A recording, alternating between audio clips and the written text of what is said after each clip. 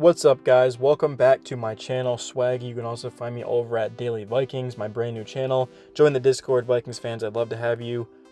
So basically, this game was not pretty.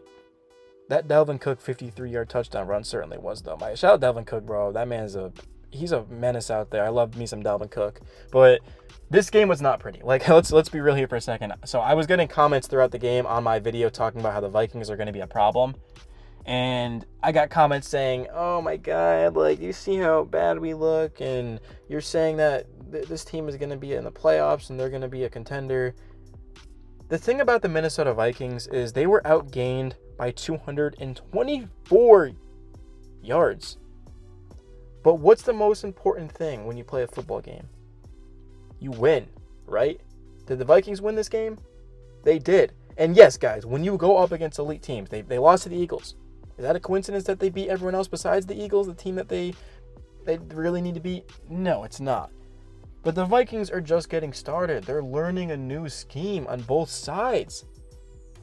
That's the thing about it, is the Vikings are going to continue to get better. But you guys have to understand that when you can win football games in the crunch time, when you can win football games when getting outgained by 224 yards, that's good. That's a good thing. That you can win football games when maybe you shouldn't. That's something that never happened with Mike Zimmer. Would the Vikings have won this game under Mike Zimmer? Absolutely not. This is a good sign for the Kevin O'Connell era. He's going to be sticking around for a long time, guys. I've got a lot of expectations for the Vikings, and it's almost music to my ears how much I hyped them up and that they're 5-1 and that they're going to win the NFC North. The Green Bay Packers are struggling. They lost to the Jets. The Jets are good, but still, they lost at home to the New York Jets, a second-year quarterback, one of the younger teams in the league.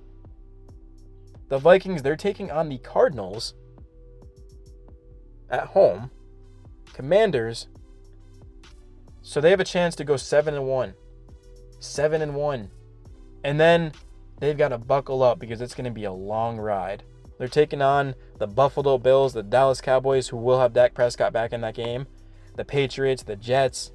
And although the Lions technically are bad, the Lions always play the Vikings well, as you guys know.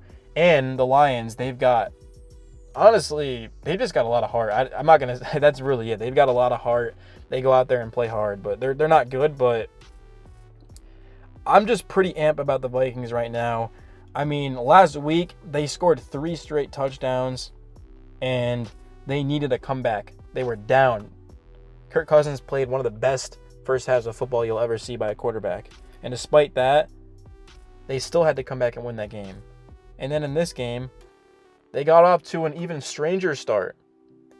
They went out there and had 4 straight 3-and-outs, followed up by 10 unanswered points.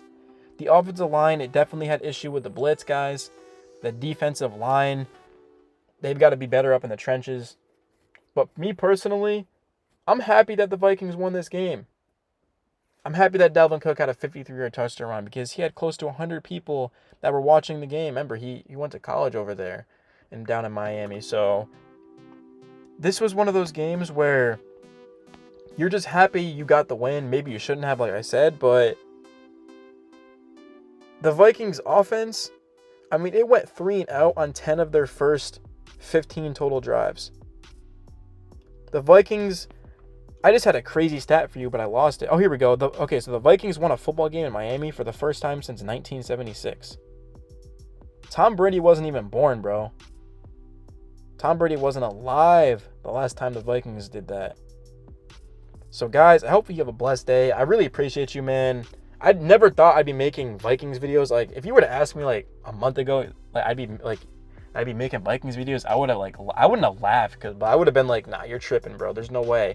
But I made a Vikings video because they got Kevin O'Connell, and I just had a lot of faith in them, man. Because they needed that. They needed the creativity.